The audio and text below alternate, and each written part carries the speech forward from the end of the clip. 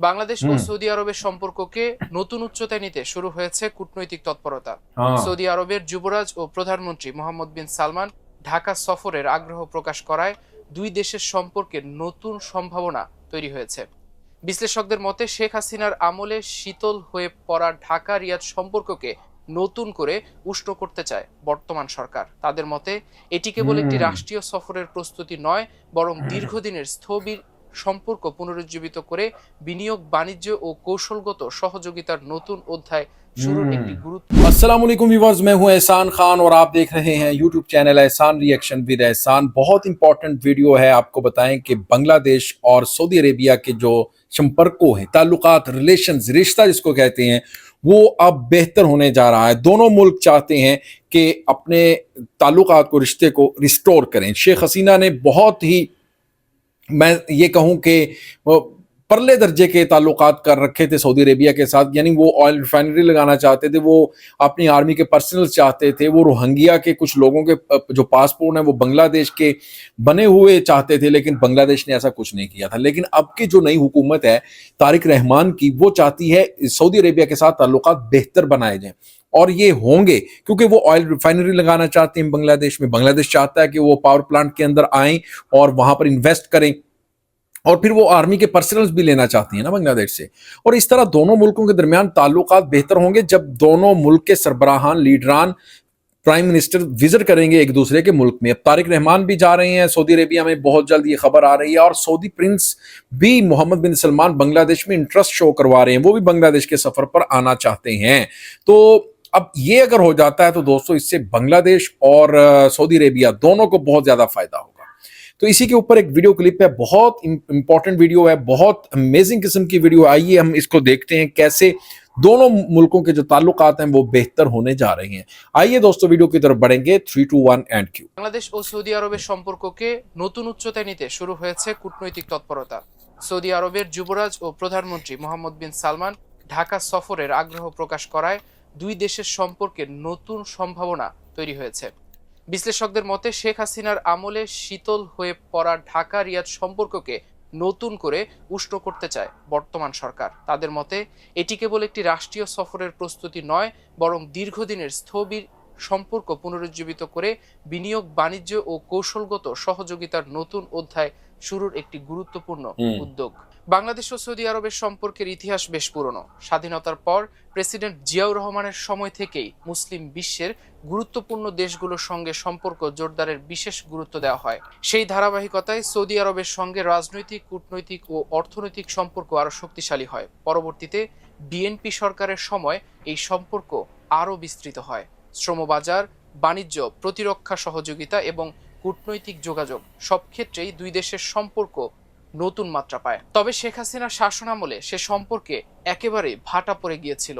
Saudi আরব বাংলাদেশে বড় বিনিয়োগের আগ্রহ দেখালেও বিভিন্ন প্রকল্প, আমলাতান্ত্রিক জটিলতা, সিদ্ধান্তহীনতা এবং নীতিগত সমন্বয়ের অভাবে বাস্তবের মুখ দেখেনি। ফলে কয়েক বিলিয়ন ডলারের সম্ভাব্য বিনিয়োগ হাতছাড়া হয়েছে।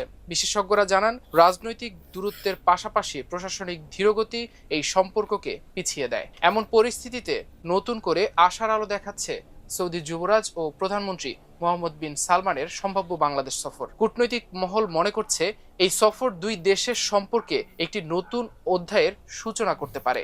সম্প্রতি প্রধানমন্ত্রীর কার্যালয়ে সৌদির রাষ্ট্রদূত ডক্টর আবদুল্লাহ জাফের এইচ বিন আবিহাই প্রধানমন্ত্রী তারেক রহমানের সঙ্গে বৈঠক করেন। সেখানে তিনি সৌদি যুবরাজের একটি চিঠি হস্তান্তর করেন। ওই চিঠিতে বাংলাদেশ সফরের আমন্ত্রণ গ্রহণের বিষয়টি নিশ্চিত করা হয় এবং জানান, পররাষ্ট্রমন্ত্রী প্রিন্স ফয়সাল বিন ফারহান আল সৌদ শিগগিরই ঢাকা সফর করতে চান। সৌদি আরব বহু দিন ধরেই বাংলাদেশের অন্যতম বড় শ্রমবাজার। 4.5 দশকেরও বেশি সময় ধরে লাখ লাখ বাংলাদেশি সেখানে কাজ করছেন। তাদের পাঠানো রেমিটেন্স বাংলাদেশের অর্থনীতির অন্যতম প্রধান চালিকা শক্তি।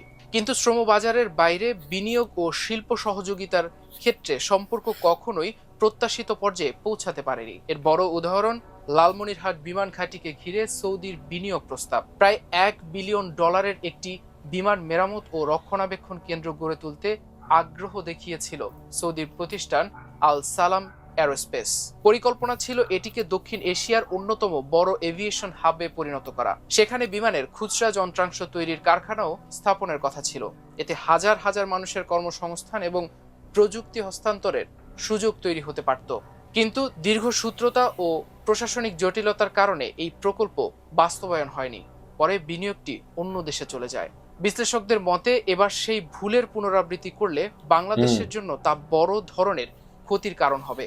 কারণ বর্তমানে বৈশ্বিক ভূ রাজনীতি দ্রুত পরিবর্তন হচ্ছে। মধ্যপ্রাচ্যের নিরাপত্তা পরিস্থিতি, আন্তর্জাতিক শক্তিগুলোর সহযোগিতা এবং নতুন অর্থনৈতিক বাস্তবতায় সৌদি আরব তার অংশীদারিত্ব আরও বিস্তৃত করতে চায়।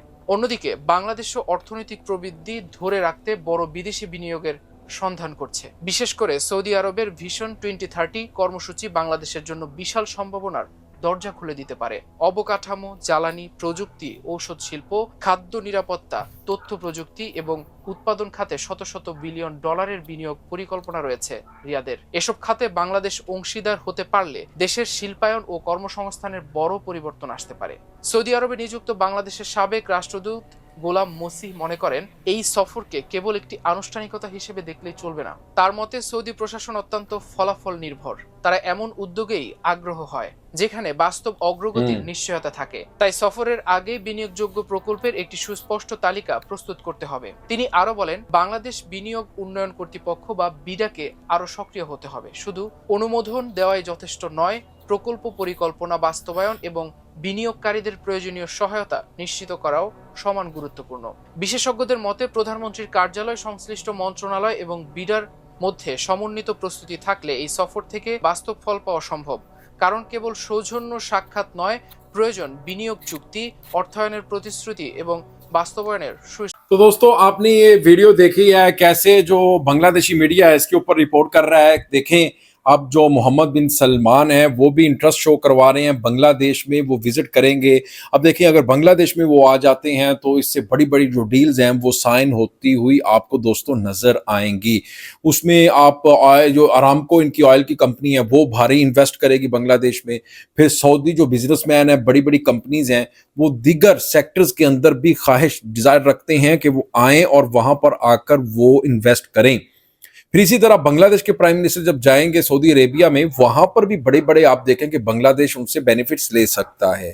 एक तो सऊदी अरेबिया चाहता है कि भाई ये जो बांग्लादेश आर्मी के जो पर्सनल्स हैं वो उनको ज़रूरत है कि वो हमारे लिए हम उसको लें, क्योंकि बांग्लादेश की जो आर्मी है वो पीस कीपिंग फोर्स पर यूएन की वहाँ पर भी जाती है और इनकी बहुत ही अच्छी खिदमात हैं, बड़ी प्रोफेशनल आर्मी है।